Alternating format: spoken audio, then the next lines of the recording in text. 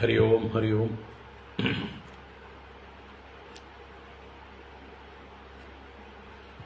നാരായണ. ഓം ശുക്ലാം വരദരം വിഷ്ണും ശശിവർണം ചതുർഭുജം പ്രസന്നവദനം ധ്യായേത് സർവവിഘ്നോപശാന്തയേ. ഗുരവേ സർവലോകാനാം ഭിഷജേ ഭവരോഗിണാം നിധയേ സർവവിദ്യാനാം ദക്ഷിണാമൂർത്തയേ നമഃ. ജന്മാദ്യസ്യ യതോന്വയാദിതരതശ്ചാർത്ഥേഷ്വഭിജ്ഞസ്വരാട് തേനേ ബ്രഹ്മഹൃദായ ആദികവയേ മുഹ്യന്തി യത്സൂരയഃ. തേജോ വാരിമൃതാം യഥാ വിനിമയോ യത്ര ത്രിസർഗോ മൃഷാ ധാംനാ സ്വേന സദാ നിരസ്തകുഹകം. സത്യം പരം ധീമഹി ധർമ്മഃ പ്രോജ്ജിതകൈതവോത്ര പരമോ നിർമ്മത്സരാണാം സദാം. വേദ്യം വാസ്തവമത്ര വസ്തു ശിവദം താപത്രയോന്മൂലനം. ശ്രീമദ്ഭാഗവതേ മഹാമുനികൃതേ കിം വാ പരൈരീശ്വരഃ സദ്യോ ഹൃദ്യവരുധ്യതേത്ര കൃതിഭിഃ ശുശ്രൂഷുഭിസ്തൽക്ഷണാത്. നിഗമകൽപതരോർഗളിതം ഫലം സുഗമുഖാദമൃതദ്രവസംയുതം പിബത ഭാഗവതം രസമാലയം മുഹുരഹോ രസികാ ഭുവി ഭാവുകാഃ. നാരായണം നമസ്കൃത്യ നരം ചൈവ നരോത്തമം ദേവീം സരസ്വതീം വ്യാസം തതോ ജയമുദീരയേത്. യം പ്രവ്രജന്തമനുപേതമപേതകൃത്യം ദ്വൈപായനോ വിരഹകാതര ആജുഹാവ. പുത്രേതി തന്മയതയാ തരവോഭിനേതുഃ തം സർവഭൂതഹൃദയം മുനിമാനതോസ്മി. യസ്വാനുഭാവമഖിലശ്രുതിസാരമേകം അധ്യാത്മദീപമതിതിദീർഷതാം തമോന്ധം. സംസാരിണാം കരുണയാഃ പുരാണഗുഹ്യം തം വ്യാസസൂനുമുപയാമി ഗുരും മുനീനാം. മൂകം കരോതി വാചാലം പങ്കും ലംഘയതേ ഗിരിം യത്കൃപാതമഹം വന്ദേ പരമാനന്ദമാധവം. യം ബ്രഹ്മാ വരുണേന്ദ്രരുദ്രമരുതഃ സ്തുന്വന്തി ദിവ്യൈസ്തവൈഃ വേദൈഃ സാംഗപദക്രമോപനിഷദൈഃ ഗായന്തി യം സാമഗാഃ. ധ്യാനാവസ്ഥിതതദ്ഗതേന മനസാ പശ്യന്തി യം യോഗിനോ യസ്യാന്തം ന വിദുഃ സുരാസുരഗണാഃ. ദേവായ തസ്മൈ നമഃ. കോമളം പൂജയൻ വേണും ശ്യാമളോയം കുമാരകഃ. വേദവേദ്യം പരം ബ്രഹ്മ ഭാസതാം പുരതോ മമ. ഭൂതൈർമഹദ്ഭിർയ ഇമാ പുരോ വിഭുഃ നിർമായ ശേതേ യദമൂഷു പൂരുഷഃ. ഭുങ്ക്തേ ഗുണാൻ ഷോഡശ ഷോഡശാത്മകഃ സോലങ്കൃഷീഷ്ട ഭഗവാൻ ഭജാംസി മേ. സച്ചിദാനന്ദരൂപായ വിശ്വോത്പത്യാദിഹേതവേ താപത്രയ വിനാശായ ശ്രീകൃഷ്ണായ വയം നുമഃ. കൃഷ്ണായ വാസുദേവായ ഹരയേ പരമാത്മനെ പ്രണതക്ലേശനാശായ ഗോവിന്ദായ നമോ നമഃ. കൃഷ്ണായ വാസുദേവായ ദേവകീനന്ദനായ ച നന്ദഗോപകുമാരായ ഗോവിന്ദായ നമോ നമഃ. നമഃ പങ്കജനാഭായ നമഃ പങ്കജമാലിനേ നമഃ പങ്കജനേത്രായ നമസ്തേ പങ്കജാംഗ്രയേ. പീതാംബരം കരവിരാജിത ശംഖചക്രകൗമോദഗീ സരസിജം കരുണാസമുദ്രം രാധാസഹായമതിസുന്ദരമന്ദഹാസം വാതാലയേശമനിശം ഹൃദി ഭാവയാമി. വാതാലയേശമനിശം ഹൃദി ഭാവയാമി. ഓം നമോ ഭഗവതേ വാസുദേവായ. ഓം നമോ നാരായണായ. ഓം ശ്രീ ഗുരുവായൂരപ്പ ശരണം. ഓം നമഃ പരമഋഷിഭ്യോ നമഃ പരമഋഷിഭ്യഃ. ശ്രീ ഗുരുഭ്യോ നമഃ.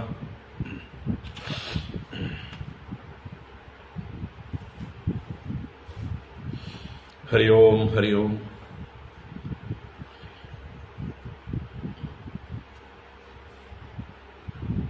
എല്ലാവർക്കും നമസ്കാരം.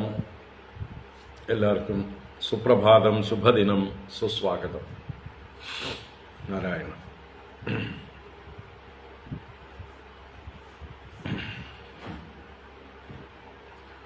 ഭാഗവത ജ്ഞാനഗംഗാ പ്രവാഹത്തിലേക്ക് ഏവർക്കും സുസ്വാഗതം.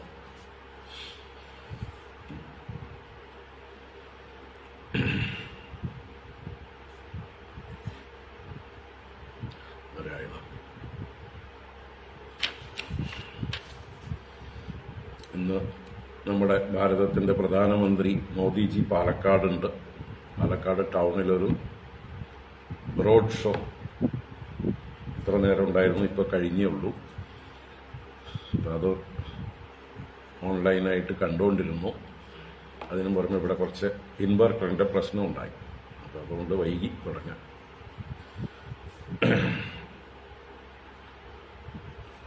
ഇൻവെർട്ടറിന്റെ ചെറിയൊരു കംപ്ലൈന്റ്, അത് മാറ്റിയപ്പോൾ ഡയറക്റ്റ് കണക്ഷനാണ് കൊടുത്തിരിക്കുന്നത്. നമുക്ക് ഭാഗവത ജ്ഞാനഗംഗയിലേക്ക് വരാം. ഭാഗവത ജ്ഞാനഗംഗ അഷ്ടമസ്കന്ധത്തിലെ അഷ്ടമാധ്യായത്തിലേക്ക് പ്രവേശിക്കാം. പാലാഴി മദനം കഥ തുടരുകയാണ്.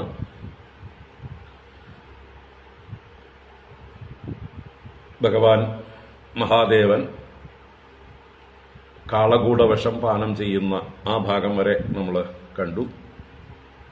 ഇനി അഷ്ടമാധ്യായത്തിലേക്ക് പ്രവേശിക്കുമ്പോൾ അവിടെ കാമധേനു, ഉച്ചൈസ്രവസ്, ഐരാവതം, കൽപ്പവൃക്ഷം, അപ്സരസുകൾ, ഇങ്ങനെ വരിവരിയായിട്ട് നഷ്ടപ്പെട്ടതായിട്ടുള്ള മൂന്ന് ലോകത്തിലെയും വിശിഷ്ട വസ്തുക്കൾ, രത്നങ്ങൾ എല്ലാം തിരിച്ച് കിട്ടുന്നതായിട്ടുള്ള ഒരു സന്ദർഭങ്ങളും, അതിനുശേഷം മഹാലക്ഷ്മി ഈ പാലാഴി മദനിൽ നിന്ന് പൊങ്ങി വരുന്നു. അപ്പോൾ മഹാലക്ഷ്മിയുടെ വരവും മഹാലക്ഷ്മി ഭഗവാനെ തന്നെ വരിക്കുന്നതുമായിട്ടുള്ള മഹാലക്ഷ്മി സ്വയംവരം എന്ന് പറയുന്നതായിട്ടുള്ള ഭാഗവും ഉണ്ട്. അത് കഴിഞ്ഞിട്ടാണ് പിന്നെ മദിര വരുന്നു. മദ്യം, വാരുണി എന്ന് പറയുന്നതായിട്ടുള്ള മദിര, അത് അസുരന്മാര് സ്വീകരിക്കുന്നു. അതിനുശേഷം ധന്വന്തരി ഭഗവാൻ വരുന്നതും, ധന്വന്തരി ഭഗവാൻ അമൃത കലശവുമായിട്ട് വരുന്നതും, ആ അമൃത കലശത്തെ ഭഗവാന്റെ അനുവാദം കൂടാതെ അസുരന്മാർ തട്ടിയെടുക്കുന്നതും, ദേവന്മാർ വിഷാദിക്കുന്നതും, ഭഗവാൻ ദേവന്മാരെ അനുഗ്രഹിക്കാൻ, അമൃതപാനം ചെയ്യിക്കാനായിട്ട് മോഹിനി വേഷം ധരിക്കുന്നതും, അഥവാ മോഹിനി അവതാരം സ്വീകരിക്കുന്നതും ഈ അധ്യായത്തിന്റെ അവസാന ഭാഗത്താണ്. അത് കഴിഞ്ഞ് അടുത്ത അധ്യായത്തിലാണ് ഭഗവാൻ മോഹിനിയായി അസുരന്മാരെ മോഹിപ്പിച്ച് ദേവന്മാർക്ക് അമൃതം നൽകുന്നത്. അത് അടുത്ത അധ്യായത്തിൽ വരും. അപ്പൊ ഈ അധ്യായം നമുക്ക് മോഹിനി അവതാരം വരെയുള്ള ഭാഗം ആദ്യം വായിക്കുക, എന്നിട്ട് വിസ്തരിച്ച് കാണാം. ഓം നമോ ഭഗവതേ വാസുദേവായ. അഥ ശ്രീമദ്ഭാഗവതേ അഷ്ടമസ്കന്ധേ അഷ്ടമോധ്യായഃ. ശ്രീശുക ഉവാച. പീതേ കരേ വൃഷാംഗേണ പ്രീതാസ്തേ അമരദാനവാഃ മമന്തുസ്തരസാ സിന്ധും ഹവിർധാനി തതോഭവത്. താമഗ്നിഹോത്രീം ഋഷയോ ജഗൃഹുർബ്രഹ്മവാദിനഃ യജ്ഞസ്യ ദേവയാനസ്യ മേധ്യായ ഹവിഷേ നൃപ. തത ഉച്ചൈസ്രവാ നാമ ഹയഃ അഭൂചന്ദ്രപാണ്ഡുരഃ. തസ്മിൻ ബലിസ്പൃഹാം ചക്രേ നേന്ദ്ര ഈശ്വര ശിക്ഷയാം. തത ഐരാവതോ നാമ വാരണേന്ദ്രോ വിനിർഗതഃ ദന്തൈശ്ചതുർഭിശ്വേതാദ്രേഃ ഹരൻ ഭഗവതോ മഹിം. കൗസ്തുഭാഖ്യമഭൂത് രത്നം പത്മരാഗോ മഹോദദേഹ തസ്മിൻ ഹരിഃ സ്പൃഹാം ചക്രേ വക്ഷോലങ്കരണേ മണൗ തതോ ഭവത് പാരിജാതഃ സുരലോകവിഭൂഷണം പൂരയത്യർത്ഥിനോ യോർത്ഥൈഃ ശശ്വത്ഭുവി യഥാ ഭവാൻ തതശ്ചാപ്സരസോ ജാതാ നിഷ്കകണ്ഠ്യഃ സുവാസസഃ രമണ്യഃ സ്വർഗിണാം വൽഗുഗതിലീലാവലോകനൈഃ തതശ്ചാവിരഭൂത് സാക്ഷാൽ ശ്രീ രമാ ഭഗവൽപരാ രഞ്ജയന്തി ദിശകാന്ത്യാ വിദ്യുത് സൗദാമിനീയതാ. ശ്രീമഹാലക്ഷ്മ്यै നമഃ.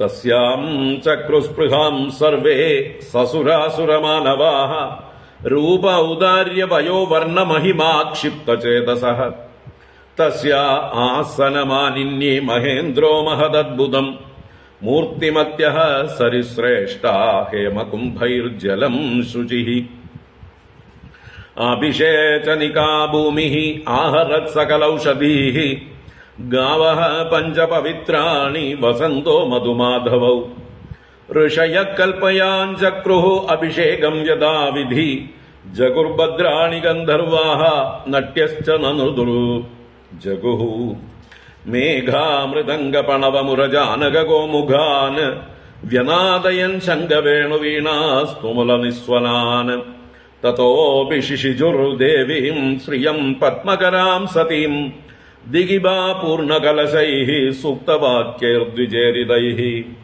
സമുദ്രഃ പീതകൗശേയവാസസീ സമുപാഹരത വരുണസ്രജം വൈജയന്തീം മധുനാ മത്തഷട്പദാം ഭൂഷണാനി വിചിത്രാണി വിശ്വകർമാ പ്രജാപതിഃ ഹാരം സരസ്വതീ പദ്മം അജോ നാഗാശ്ച കുണ്ഡലേ തതകൃതസ്വസ്ത്യയനോത്പലസ്രജം നദദ്വിരേഭാം പരിഗൃഹ്യ പാണിനാ ചചാലവക്ത്രം സുകപോലകുണ്ഡലം സവ്രീഡഹാസം ദദധീ സുശോഭനം സ്തനദ്വയം ജാതികൃശോദരീ സമം നിരന്തരം ചന്ദനകുങ്കുമോക്ഷിതം തതസ്തതോ നൂപുരവൽഗുഷിഞ്ചിതൈഃ വിസർപ്പതി ഹേമലതേവ സാ ബഭൗ വിലോകയന്തി നിരവദ്യമാത്മനഃ പദം ധ്രുവം ചാവ്യഭിചാരി സദ്ഗുണം ഗന്ധർവയക്ഷാസുരസിദ്ധചാരണത്രൈവിഷ്ടവേയാദിഷു നാന്വവിന്ദത നൂനം തപോ യസ്യ ന മന്യുനിർജയോ ജ്ഞാനം ക്വചിത്തച്ഛന സംഗവർജിതം കശ്ചിൻ മഹാൻ തസ്യ ന കാമനിർജയഃ സ ഈശ്വര കിം പരതോ വ്യപാശ്രയഃ ധർമ്മ ക്വചിത്തത്ര ന ഭൂതസൗഹൃദം ത്യാഗ ക്വചിത്തത്ര ന മുക്തികാരണം വീര്യം ന പുംസോസ്തി അജവേഗ നിഷ്കൃതം നഹി ദ്വിതീയോ ഗുണസംഗവർജിതഃ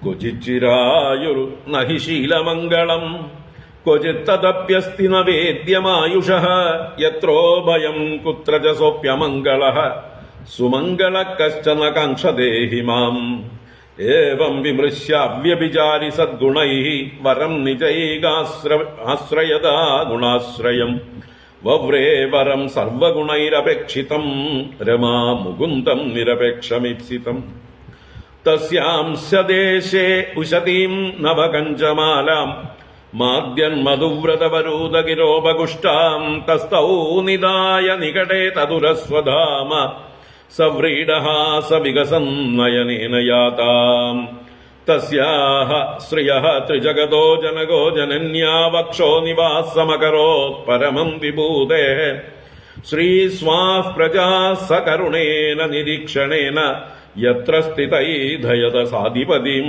സ്ത്രിലോകാൻ ശംഖതൂര്യമൃദംഗാനാം വാദിത്രാണാം മൃദുസ്വനഃ ദേവാനുഗാനാം സസ്ത്രീണാം നൃത്യതാം ഗായതാമഭൂത് ബ്രഹ്മരുദ്രാംഗിരോ മുഖ്യാഃ സർവേ വിശ്വസൃജോ വിഭും ഈഡിരേ അവിതതൈർമന്ത്രൈഃ തല്ലിംഗൈഃ പുഷ്പവർഷിണഃ ശ്രിയാ വിലോകിതാ ദേവാഃ സ പ്രജാപതയഃ പ്രജാഃ ശീലാദിഗുണസമ്പന്നാ ലേഭിരേ നിർവൃതിം പരാം നിസ്സത്വാലോലുപാരാജൻ നിരുദ്യോഗാഗതത്രപാഹ യഥാ ചോപേക്ഷിതാ ലക്ഷ്മ്യാ ബഭൂവുർദൈത്യദാനവാഹ അദാസീത് വാരുണീ ദേവി കന്യാ കമലലോചന അസുരാ ജഗൃഹുസ്താം വൈ ഹരേരനുമതേന തേ അതോ തദേർമധ്യമാനാത് കാശ്യപൈരമൃതാർത്തിഭിഃ ഉദതിഷ്ഠൻ മഹാരാജ പുരുഷഃ പരമാദ്ഭുതഃ സർവത്ര ഗോവിന്ദനാമ സങ്കീർത്തനം ഗോവിന്ദ ഗോവിന്ദ. ഓം ശ്രീ ധന്വന്തരമൂർത്തയേ നമഃ.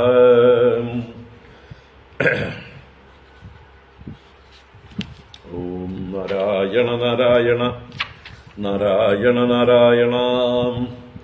ദീർഘപീവരദോർദണ്ഡഃ കമ്പുഗ്രീവോരുണേക്ഷണഃ ശ്യാമളസ്തരുണസ്രഗ്വീ സർവാഭരണഭൂഷിതഃ പീതവാസാ മഹോരസ്കഃ സുമൃഷ്ടമണികുണ്ഡലഃ സ്നിഗ്ധകുഞ്ചിതകേശാന്തഃ സുഭഗഃ സിംഹവിക്രമഃ അമൃതാപൂർണകലശം ബിഭ്രദ്വലയഭൂഷിതഃ സ വൈ ഭഗവതഃ സാക്ഷാത് വിഷ്ണോരംശാംശസംഭവഃ ധന്വന്തരിരിതി ഖ്യാതഃ ആയുർവേദദൃക് ഇജ്യഭാക് തമാലോക്യാസുരാ സർവേ കലശം ചാമൃതാമൃതം ലിപ്സന്തഃ സർവവസ്തൂനി കലശം തരസാഹരൻ നിയമാനി അസുരൈസ്തസ്മിൻ കലശേ അമൃതഭാജനേ വിഷണ്ണമനസോ ദേവാ ഹരിം ശരണമായയുഃ ഇതി തദ്ദൈന്യമാലോക്യ ഭഗവാൻ ഭൃത്യകാമകൃത മാഖിദ്യതമിതോർത്ഥം വഹ സാദയിഷ്യേ സ്വമായയാ മിതക്കലിരഭൂത്തേഷാം തദർത്ഥേ തർഷചേതസാം അഹം പൂർവം നത്വം ഇതി പ്രഭോ ദേവാസ്വം ഭാഗമർഹന്തി യേ തുല്യായാസഹേതവഃ സത്രയാഗൈവൈതസ്മിൻ ഏഷ ധർമ്മഃ സനാതനഃ ഇതി സ്വാൻ പ്രത്യഷേദൻ വൈ ദൈദേയാ ജാതമത്സരാഃ ദുർബലാ പ്രബലാൻ രാജൻ ഗൃഹീതകലശാൻ മുഹുഃ ഏതസ്മിന്നന്തരേ വിഷ്ണുഃ സർവോപായവിദീശ്വരഃ യോഷിദ്രൂപമനിർദ്ദേശ്യം ദദാര പരമാദ്ഭുതം സർവത്ര ഗോവിന്ദനാമ സങ്കീർത്തനം ഗോവിന്ദ ഗോവിന്ദ. പ്രേക്ഷണീയോത്പലശ്യാമം സർവാവയവസുന്ദരം സമാനകർണാഭരണം സുകപോലോം വസാനനം നവയൗവന നിർവൃത്തസ്തനഭാരകൃശോദരം മുഖാമോദാനുരക്താളി ഝങ്കാരോദ്വിഗ്നലോചനം ബിഭ്രത്സ്വകേശഭാരേണ മാലാമുദ്ഭുല്ലമല്ലികാം സുഗ്രീവകണ്ഠാഭരണം സുഭുജാംഗദഭൂഷിതം വിരജാംബര സംവീതനിതംബദ്വീപശോഭയാ കാഞ്ച്യാ പ്രവിലസദ്വൽഗു ചലച്ചരണനൂപുരം സവ്രീഡസ്മിതവിക്ഷിപ്തഭ്രൂവിലാസാവലോകനൈഃ ദൈത്യയൂതവചേതസ്സു കാമമുദ്ദീപയം മുഹുഃ. ഹരി ഓം. ഇത് ശ്രീമദ്ഭാഗവതേ മഹാപുരാണേ പാരമഹംസ്യാം സംഹിതായാം അഷ്ടമസ്കന്ധേ ഭഗവൻ മായോപലംബനം നാമ അഷ്ടമോധ്യായഃ. സർവത്ര ഗോവിന്ദനാമ സങ്കീർത്തനം ഗോവിന്ദ ഗോവിന്ദ. നാരായണ അഖില ഗുരോ ഭഗവൻ നമസ്തേ. നാരായണ അഖില ഗുരോ ഭഗവൻ നമസ്തേ. നാരായണ അഖില ഗുരോ ഭഗവൻ നമസ്തേ. ഓം ഗുരുവായൂരപ്പ ശരണം. ഓം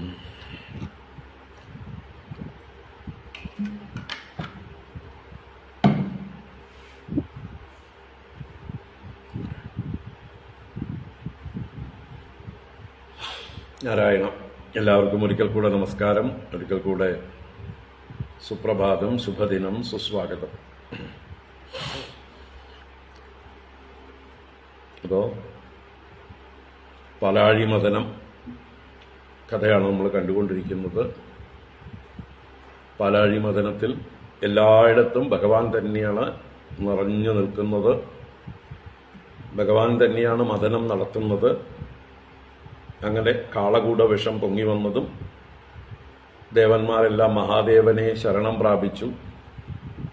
ആ മഹാദേവനെ അവര് പുരുഷസൂക്ത സമാനമായിട്ടുള്ള സ്തുതി കൊണ്ട് സ്തുതിച്ചു. ഭഗവാൻ പ്രസാദിച്ചു. പാർവതീദേവിയോട് പറഞ്ഞുകൊണ്ട് നമ്മുടെ മക്കളെ രക്ഷിക്കേണ്ടത് നമ്മുടെ കടമയാണ്, ദീനന്മാരെ രക്ഷിക്കേണ്ടത് സ്വാമിമാരുടെ പ്രഭുക്കളുടെ കർത്തവ്യമാണ്. ആരാണോ ദുഃഖിക്കുന്നവരുടെ ദുഃഖത്തെ അറിഞ്ഞ് അലിവോടുകൂടെ അതിനുവേണ്ടി പരിഹരിക്കാൻ പ്രയത്നിക്കുന്നത്, അവരിൽ ഭഗവാൻ ഹരി സർവാത്മാവായ ഹരി പ്രസാദിക്കുന്നു. ആ ഹരി പ്രസാദിച്ചാൽ ഞാനും പ്രസാദിക്കുന്നു എന്നിങ്ങനെയെല്ലാം ഉള്ള തത്വങ്ങളെ പറഞ്ഞുകൊണ്ട് സന്തോഷപൂർവ്വം അദ്ദേഹം തന്റെ കൈകളിലേക്ക് വിഷത്തെ ആവഹിച്ച് അതിനെ പാനം ചെയ്ത് അത് കണ്ഠത്തിൽ സ്തംഭിപ്പിച്ചു. അത് കണ്ഠത്തിൽ സാധുഭൂഷണമായി എന്നും ശോഭിക്കുന്നു. ഭഗവാന്റെ ആ ഒരു കൃപയുടെ പര്യായമായി, കൃപയുടെ പ്രതീകമായി നീലകണ്ഠൻ, ശ്രീകണ്ഠൻ, ശിതികണ്ഠൻ എന്നൊക്കെയുള്ള പേരുകളിൽ ഭഗവാൻ അറിയപ്പെടുന്നു. അങ്ങനെയുള്ള മഹത്തായ ആ ലീല കർമ്മം ഭഗവാൻ മഹാദേവ രൂപത്തിൽ ചെയ്തു.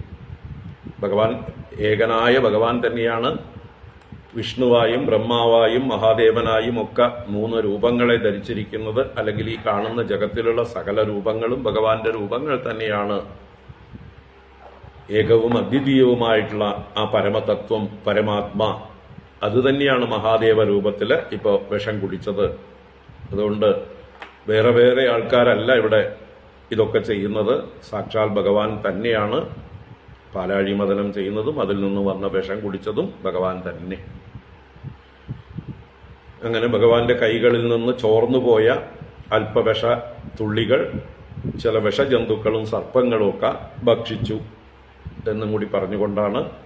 അതുപോലെ ഭഗവാന്റെ ആ മഹത്തായ കർമ്മത്തെ ദാക്ഷായണിയും പ്രജകളും ബ്രഹ്മദേവനും വിഷ്ണുവും നല്ലതുപോലെ പ്രശംസിച്ചു എന്നും കൂടി പറഞ്ഞാണ് നിർത്തിയത്. എന്നുവെച്ചാൽ ഭഗവാന് ഈ വിഷം കുടിച്ചതുകൊണ്ട് യാതൊരു പ്രയാസവും ഉണ്ടായിട്ടില്ല. അങ്ങനെ പ്രയാസം ഉണ്ടാവുകയാണെങ്കിൽ അദ്ദേഹത്തിന്റെ ആ ഒരു സർവശക്തിത്വത്തിന്, അനന്തമഹിമയ്ക്ക് എല്ലാം ഹാനിയാണ്. അതുകൊണ്ട് തന്നെ അദ്ദേഹത്തിന് തീർച്ചയായിട്ടും ജഗതീശ്വരനായ ഭഗവാന് യാതൊരു ക്ഷീണവും ഉണ്ടായിട്ടില്ല. ഭഗവാൻ സ്വയമേവ തന്റെ കണ്ഠത്തില് വിഷത്തെ സ്തംഭിപ്പിച്ചതാണ്. ആരും കഴുത്തിന് പിടിച്ചിട്ടും ഇല്ല. എന്തുകൊണ്ട് കണ്ഠത്തിൽ സ്തംഭിപ്പിച്ചു എന്നാണെങ്കിൽ ഉദരത്തിൽ അനേക കോടി ബ്രഹ്മാണ്ടങ്ങൾ കിടക്കുന്നതുകൊണ്ട്.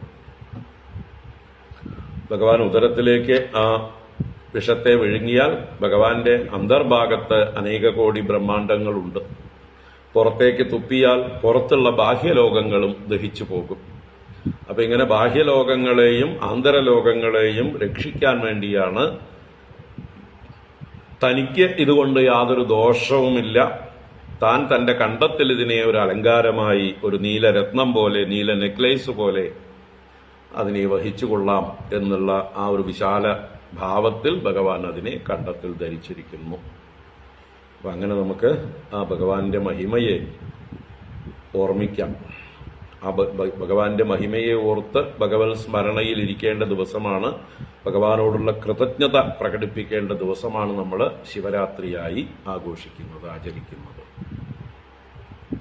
ഭഗവാൻ നമുക്ക് വേണ്ടി ഇത്രയൊക്കെ ചെയ്യുമ്പോൾ നമുക്ക് ആ ഭഗവാനെ സേവിക്കാൻ, ഭഗവാനെ സ്മരിക്കാൻ, നമ്മുടെ കൃതജ്ഞത പ്രകടിപ്പിക്കാൻ ഉള്ളതായിട്ടുള്ള ഒരു ദിവസമായി, ഒരു അവസരമായി ആ വിശേഷ ദിവസത്തെ നമ്മൾ ആചരിക്കുക.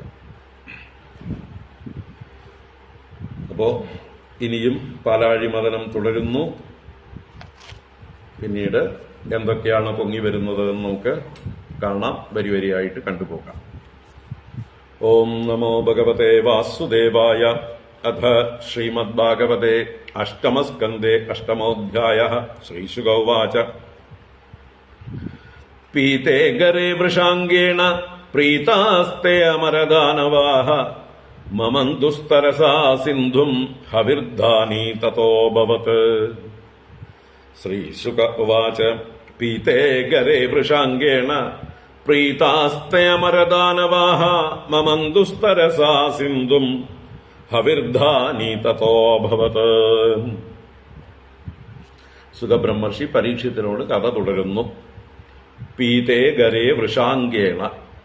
വൃഷാംഗേണ, വൃഷാംഗൻ എന്ന് പറഞ്ഞാൽ വൃഷം അലങ്കാരമായവൻ, കാള വാഹനമായവൻ, കാള കൊടിയടയാളമായവൻ എന്നൊക്കെ അർത്ഥം തന്നെയാണ്.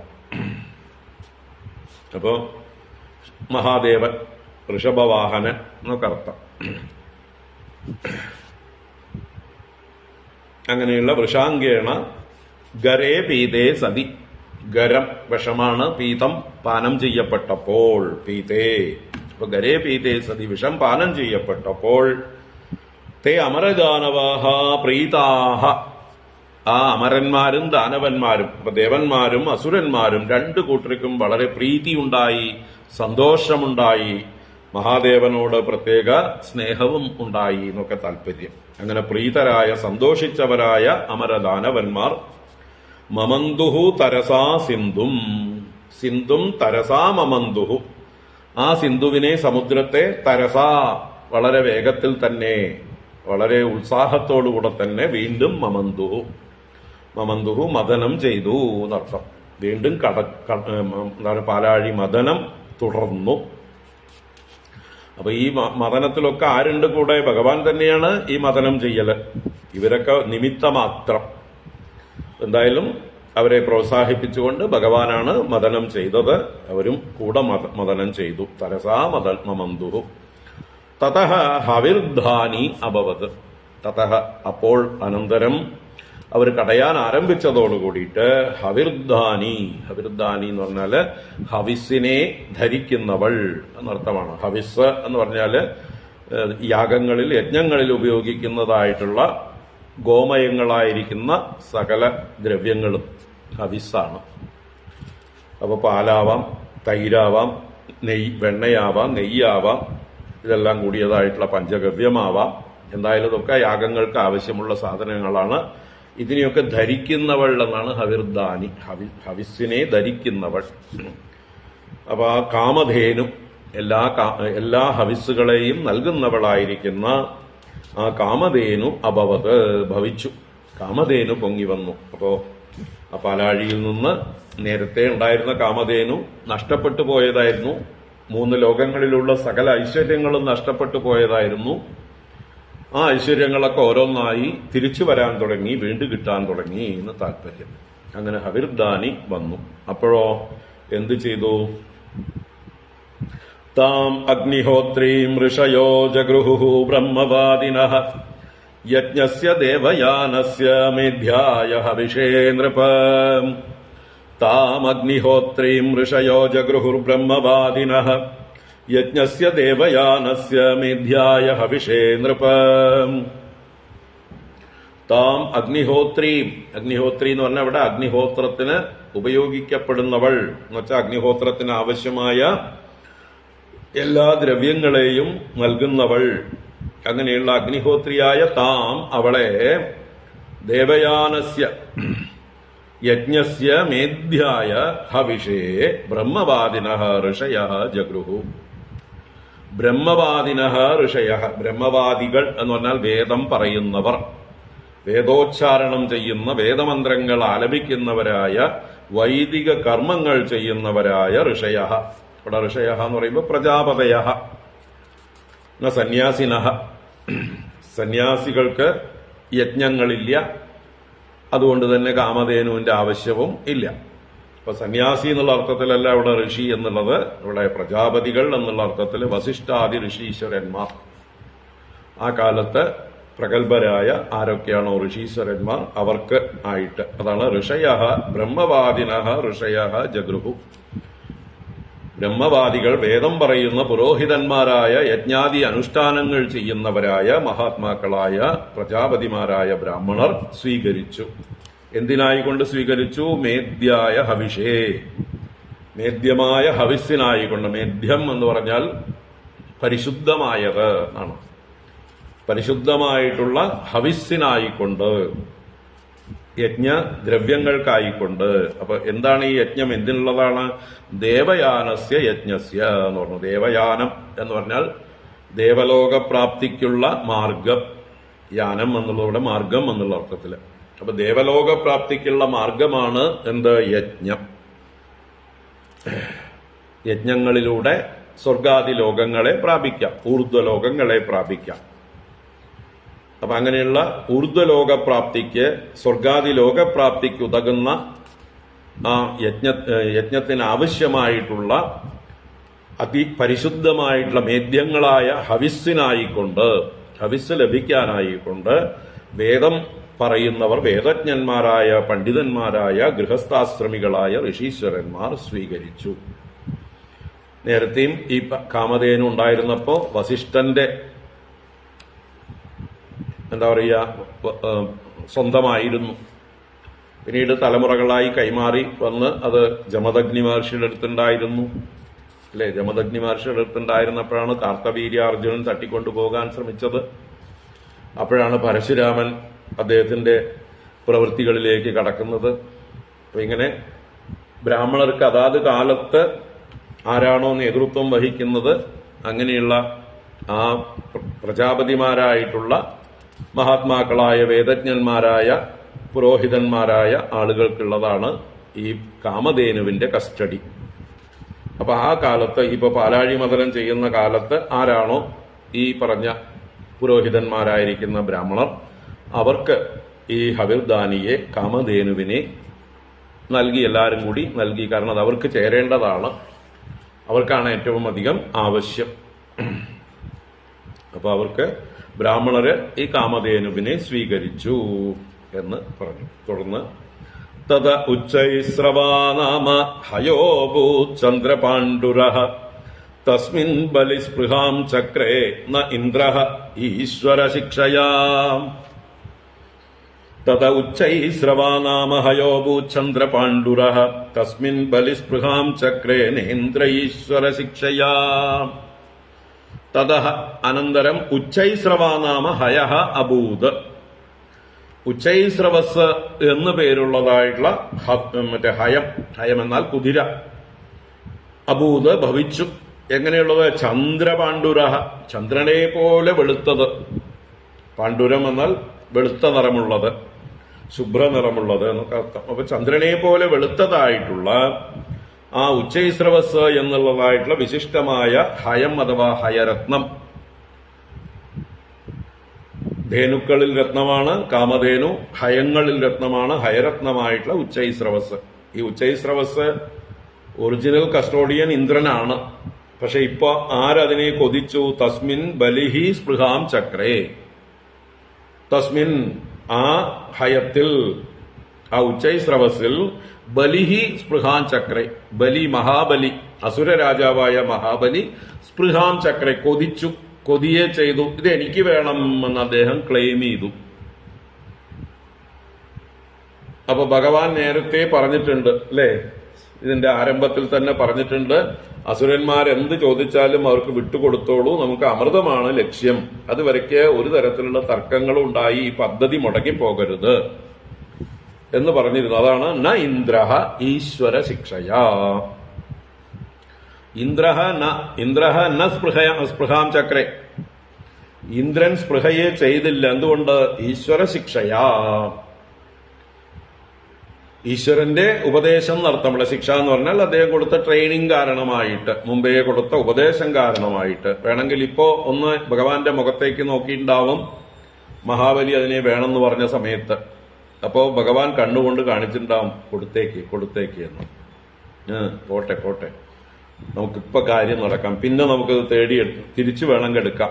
നമുക്ക് അമൃതം കഴിച്ച ശേഷം ശക്തരായി കഴിഞ്ഞാലേ പിന്നെ അസുരന്മാർ എന്തൊക്കെ കൊണ്ടുപോയാലോ അതിനെയൊക്കെ നമുക്ക് തിരിച്ചെടുക്കാൻ പറ്റും, അവരെ തോൽപ്പിച്ച് അവരിൽ നിന്ന് പിടിച്ചെടുക്കാൻ പറ്റും എന്നുള്ള സൂചന കൊടുത്തിട്ടുണ്ടാവും, കണ്ണുകൊണ്ട് കാണിച്ചിട്ടുണ്ടാവും. അതുകൊണ്ട് ഇന്ദ്രൻ അടങ്ങിയിരുന്നു. പോട്ടെ, തൽക്കാലം പോട്ടെ, കാര്യം നടക്കട്ടെ എന്ന് വിചാരിച്ചിട്ടുണ്ടാവും.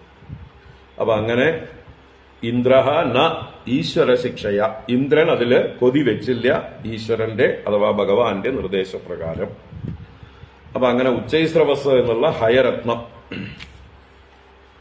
അതിനെ മഹാബലി സ്വീകരിച്ചു. തത് ഐരാവതോ നാമ വാരണേന്ദ്രോ വിനിർഗതഃ ദന്തൈശ്ചതുർഭിശ്വേതാദ്രേഃ ഹരൻ ഭഗവതോ മഹിം.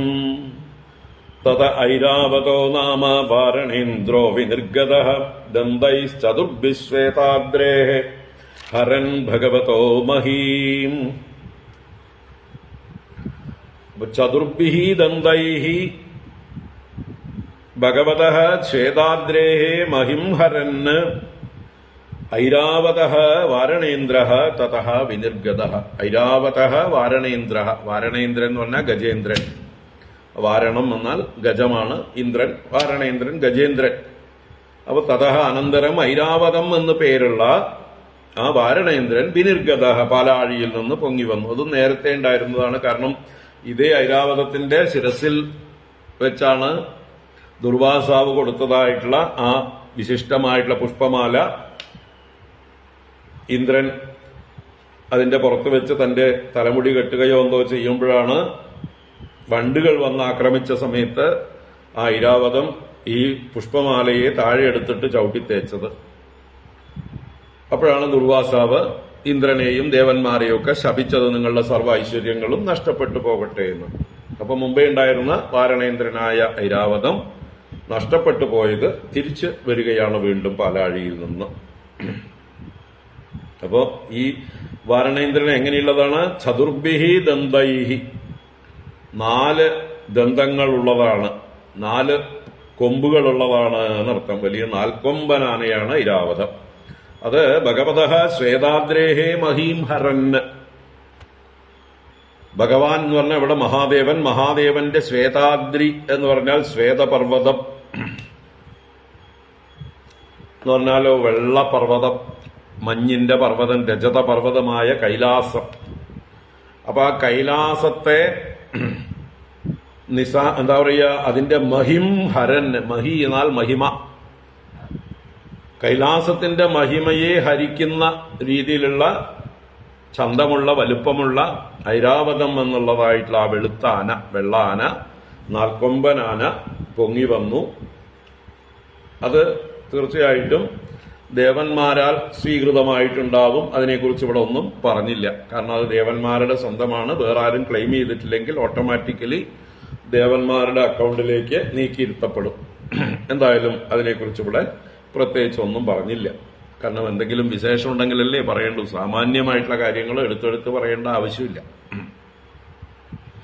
തത് ഐരാവതോ നാമ വാരണേന്ദ്രോ വിനിർഗതഃ ദന്തൈശ്ചതുർഭിഃ ശ്വേതാദ്രേഃ ഹരൻ ഭഗവതോ മഹിം. കൗസ്തുഭാക്യമബൂദ്രത്നം പത്മരാഗോ മഹോദദേഃ തസ്മിൻ ഹരിഃ സ്പൃഹാം ചക്രേ വക്ഷോ അലങ്കരണേ മണൗ. കൗസ്തുഭാക്യം അബൂദ്രത്നം പത്മരാഗോ മഹോദദേഃ തസ്മിൻ ഹരിഃ സ്പൃഹാം ചക്രേ വക്ഷോലങ്കരണേ മണൗ. പിന്നീട് കൗസ്തുഭം എന്നുള്ള ആ മഹാരത്നം, കൗസ്തുഭാക്യം അഭൂത് രത്നം. കൗസ്തുഭാക്യം രത്നം അഭൂത് എവിടുന്ന്? മഹോദദേഹ, ആ മഹാ ഉദതിയിൽ നിന്ന്, ആ സമുദ്രത്തിൽ നിന്ന്. എന്ത് രത്നമാണ് ഈ കൗസ്തുഭം? പത്മരാഗ. പത്മരാഗരത്നമാണ്. പത്മരാഗം എന്ന് പറഞ്ഞാൽ റൂബി, ചുവന്ന രത്നം. ആ റൂബി എന്ന് പറയുന്നതായിട്ടുള്ള ചുവന്ന രത്നമാണ് കൗസ്തുഭം. അപ്പോ ആ ചുവന്ന രത്നം പൊന്തി വന്നു. തസ്മിൻ, ആ തസ്മിൻ കഴിഞ്ഞ് മണൗ എന്ന് അവസാനം പറഞ്ഞിട്ടുണ്ട്. മണൗ എന്ന് പറഞ്ഞാൽ മണിയിൽ. തസ്മിൻ മണൗ, ആ മണിയിൽ. ആ മണിയിൽ ഹരിഹി സ്പൃഹാൻ ചക്രെ. ഹരി ഭഗവാൻ വിഷ്ണു സ്പൃഹയെ ചെയ്തു, കൊതിയെ ചെയ്തു.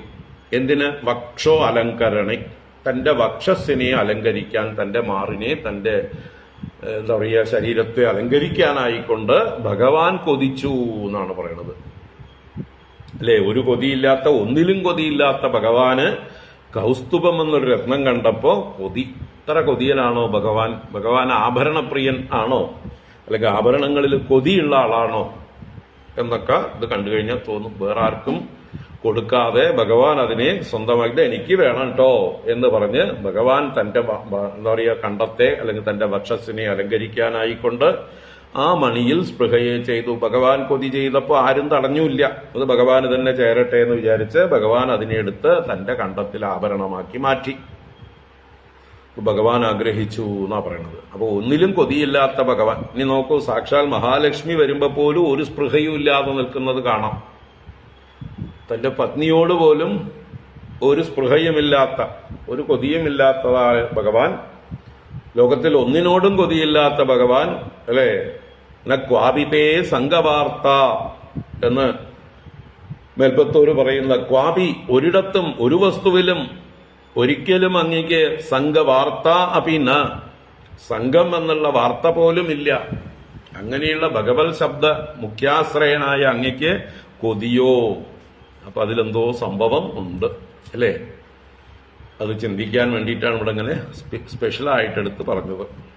ഭഗവാൻ സ്പൃഹയെ ചെയ്തു എന്നാണ്. അപ്പൊ എന്താണ് ഈ കൗസ്തുഭം? അത് വെറും ഒരു പത്മരാഗരത്നം അല്ല.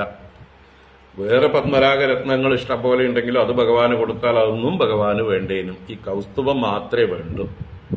അപ്പൊ ആ കൗസ്തുഭം എന്നുള്ളത് ജീവതത്വമാണ്. നമ്മൾ ഓരോരുത്തരും ആണ്.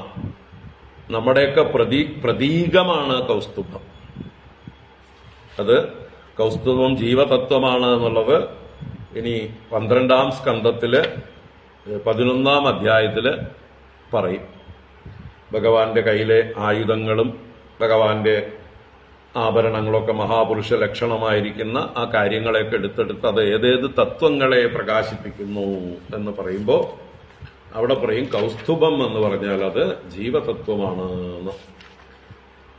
ഏകാദശ സ്കന്ധത്തിൽ അല്ല 12 സ്കന്ധത്തിൽ 11-ാം അധ്യായം എടുത്തു നോക്കാം.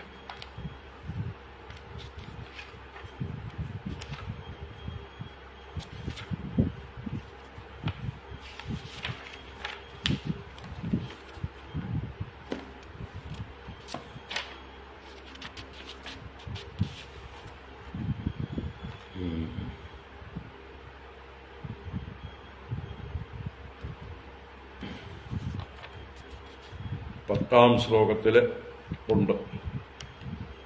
11-ാം അധ്യായത്തില് 10-ാം ശ്ലോകത്തിലുണ്ട്. കൗസ്തുഭ വ്യപദേശേന സ്വാത്മജ്യോതിർ ബിഭർത്യജഃ തത്പ്രഭാ വ്യാപിനി സാക്ഷാൽ ശ്രീവത്സ മുരസാ വിഭു. അപ്പൊ അവിടെ കൗസ്തുഭം എന്നുള്ളത് കൗസ്തുഭ വ്യപദേശം, കൗസ്തുഭം എന്നുള്ള പേരുകൊണ്ട് അറിയപ്പെടുന്നത് സ്വാത്മജ്യോതി തന്നെയാണ്, ആത്മസ്വരൂപത്തെ തന്നെയാണ്, ആത്മജ്യോതിയെ തന്നെയാണ് ബിഭർത്തി അജഹ, ജന്മരഹിതനായിട്ടുള്ള ഭഗവാൻ കണ്ഠത്തിൽ ധരിച്ചിരിക്കുന്നു. അപ്പോ ആത്മചൈതന്യത്തിന്റെ, ആത്മജ്യോതിയുടെ എല്ലാം പ്രതീകാത്മകമായിട്ടാണ് ഈ കൗസ്തുഭരത്നത്തെ ഭഗവാൻ കണ്ഠത്തിൽ ധരിച്ചിരിക്കുന്നത്. അപ്പൊ അത് ആ ബോധം ഭഗവാൻ ഒരിക്കലും വിട്ടുകൊടുക്കില്ല. അച്യുതനാണ് ഭഗവാൻ. ആത്മജ്യോതി എപ്പോഴും കൂടെയുള്ളവൻ, ആത്മസ്വരൂപ സ്മരണ എപ്പോഴും ഉള്ളവൻ. ജീവാത്മാക്കളായിരിക്കുന്ന നമ്മൾ ഓരോരുത്തരും ആ കൗസ്തുഭം തന്നെയാണ്. അത് വേറെ ഏതൊരു ഭാഗത്ത് പറഞ്ഞിട്ടുണ്ട്, ഈ ജീവതത്വമാണെന്നും കൂടി. അപ്പൊ അങ്ങനെയുള്ള കൗസ്തുഭത്തെ ഭഗവാൻ വേറെ ആർക്കും വിട്ടുകൊടുക്കില്ല. അത് എന്താ പറയുക, കുപ്പത്തൊട്ടിയിലിടാനുള്ള മണിയല്ല കൗസ്തുഭമണി, ഭഗവാനോട് ചേർന്നിരിക്കേണ്ട മണിയാണ്. അപ്പൊ നമ്മൾ ഓരോരുത്തരും ഭഗവാനോട് ചേർന്നിരിക്കേണ്ട മണികളാണ്. അപ്പൊ കൗസ്തുഭാക്യമഭൂദ്രത്നം പത്മരാഗോ മഹോദദേഹേ തസ്മിൻ ഹരിഹി സ്പൃഹാം ചക്രേ ഭക്ഷോലങ്കരണേ മണൗ തതോഭവത് പാരിജാതഃ സുരലോകവിഭൂഷണം പൂരയത്യർത്ഥിനോ യോർത്ഥൈഃ ശശ്വദ്ഭുവി യഥാ ഭവാൻ. തതോഭവത് പാരിജാതഃ സുരലോകവിഭൂഷണം പൂരയത്യർത്ഥിനോ യോർത്ഥൈഃ ശശ്വദ്ഭുവി യഥാ ഭവാൻ. തതഃ അഭവത് പാരിജാതഃ, അനന്തരം പാരിജാതം എന്ന കൽപ്പവൃക്ഷം ഉണ്ടായി. സുരലോക വിഭൂഷണം, ദേവലോകത്തിന് അലങ്കാരമായിട്ടുള്ളതാണ് ഈ കൽപ്പവൃക്ഷം പാരിജാതം. അപ്പൊ സുരലോക വിഭൂഷണമായ അവിടുന്ന് നഷ്ടപ്പെട്ടു പോയ പാരിജാതം അവിടെ ഉണ്ടായി. അതെന്താണ്, എന്ത് ചെയ്യുന്നു വിശേഷിച്ച്? പൂരയതി അർത്തിനഃ, യോ അർത്ഥൈഹി ശശ്വത് ഭുവി. ശശ്വത് എന്ന് പറഞ്ഞാല് എല്ലായ്പ്പോഴും ഭൂമിയില് അർത്ഥൈഹി അർത്ഥങ്ങളെ കൊണ്ട്, പ്രയോജനമുള്ള വസ്തുക്കളെ കൊണ്ട്, അർത്ഥിനഹ തന്റെ അടുത്തേക്ക് വന്ന് അർത്ഥിക്കുന്ന ആളുകൾക്ക്, പൂരയതി അർത്ഥികളെ പൂരിപ്പിക്കുന്നു, നിറയ്ക്കുന്നു. ഏതുപോലെ ഭുവി യഥാ ഭവാനെന്ന്. അവിടെ ഭുവി എന്നുള്ളത് യഥാ ഭവാനോട് ചേർത്ത് എടുക്കണം.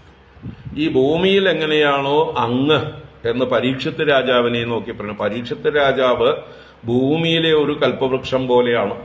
ആ കൽപ്പവൃക്ഷത്തോട് ഉപമിച്ച് പറയാണ് ഈ പരീക്ഷിത്ത് രാജാവിനെ. കാരണം അദ്ദേഹത്തിന്റെ അടുത്ത് ചെന്ന് ആരെന്തർത്ഥിച്ചാലും അത് സാധിച്ചു കൊടുക്കുന്നതായിട്ടുള്ള ഒരു മഹാത്മാവായിരുന്നു പരീക്ഷിത്ത് രാജാവ്. അപ്പൊ അദ്ദേഹത്തിന്റെ ആ പഴയ പ്രൗഢിയെ, മാഹാത്മ്യത്തെ അനുസ്മരിച്ചുകൊണ്ട് 7 ദിവസമല്ലേ ആയിട്ടുള്ളൂ അദ്ദേഹം എല്ലാം ഉപേക്ഷിച്ച് ഇങ്ങോട്ട് വന്നിട്ട്. 7 ദിവസം ആയിട്ടില്ലല്ലോ. ഇതിപ്പോ 3-ാമത്തെ ദിവസത്തിലാണ്, അല്ല 4-ാമത്തെ ദിവസത്തിലാണ് ഈ ഭാഗം. അപ്പോ സർവസ്വവും ഉപേക്ഷിച്ച് ഗംഗാതീരത്ത് വന്ന് 4 ദിവസമേ ആയിട്ടുള്ളൂ. അതുകൊണ്ട് അദ്ദേഹത്തിന്റെ ആ ചരിത്രം ആരും മറക്കാറായിട്ടില്ല.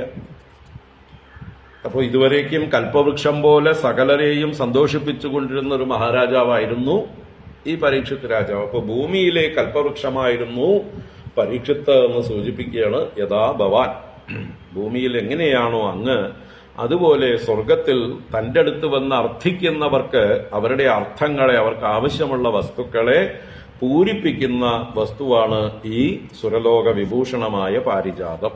അപ്പൊ അത് ആ സുരലോകത്തിലേക്ക് തന്നെ, അല്ലെങ്കിൽ ദേവന്മാർക്ക് തന്നെ സ്വന്തമായി ദേവലോകത്ത് ചെന്നു ചേരും. തുടർന്ന് തതശ്ചാപ്സരസോ ജാതാഃ നിഷ്കകണ്ഠ്യ സുവാസസഃ രമണ്യഃ സ്വർഗിണാം വൽഗുഗതിലീലാവലോകനൈഃ. തതശ്ചാപ്സരസോ ജാതാ നിഷ്കകണ്ഠ്യ സുവാസസഃ രമണ്യഃ സ്വർഗിണാം വൽഗുഗതിലീലാവലോകനൈഃ. തതഃ ച അപ്സരസഃ ജാതാഃ. അനന്തരം അപ്സരസ്സുകൾ ജാതരായി. അപ്സരസ്സുകളും നേരത്തെയുള്ളവർ തന്നെയാണ്. അവരൊക്കെ ഐശ്വര്യം നഷ്ടപ്പെട്ടു പോയതാണ്, അപ്രത്യക്ഷമായതാണ്. അവരെല്ലാം തിരിച്ചു വന്നു. രംഭ, ഉർവശി, മേനക മുതലായവരൊക്കെ തിരിച്ചു വന്നു. അതാണ് അപ്സരസഃ ജാതാഃ. അവരെങ്ങനെ വന്നു? അവര് ആഭരണ അലങ്കാരങ്ങളോടുകൂടെ. അതാണ് നിഷ്കകണ്ഠ്യഃ, കണ്ടത്തിൽ നിഷ്കം ഉള്ളവർ. നിഷ്കം എന്നാൽ നെക്ലേസ് ആണ്, പതക്കങ്ങളാണ്. അപ്പൊ നെക്ലേസുകൾ കണ്ടത്തിലുള്ളവർ നിഷ്കകണ്ഠ്യഃ എന്ന് വെച്ചാൽ സർവ്വ ആഭരണ വിഭൂഷിതകളായിട്ട് എന്നർത്ഥം. അല്ലെ, എല്ലാ ആഭരണങ്ങളും ചാർത്തിക്കഴിഞ്ഞ് അവസാനമാണ് നെക്ലേസ് ചാർത്തുക. ആദ്യം അഴിച്ചു കളയ നെക്ലേസ് ആണ്. അല്ലെ, അമ്മമാരോട് ചോദിച്ചാൽ പറഞ്ഞുതരും.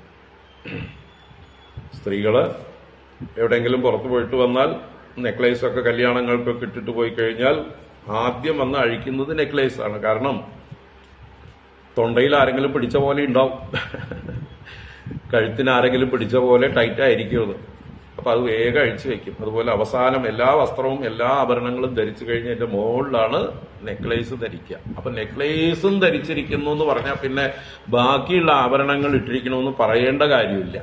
അതുകൊണ്ടാണ് പ്രത്യേകം എടുത്തു പറഞ്ഞത്. അല്ലെങ്കിൽ ഹാരങ്ങൾ ധരിച്ചവർ, അല്ലെങ്കിൽ കങ്കണങ്ങൾ ധരിച്ചവർ എന്നൊക്കെ എണ്ണി എണ്ണി പറയേണ്ട ആവശ്യമില്ല.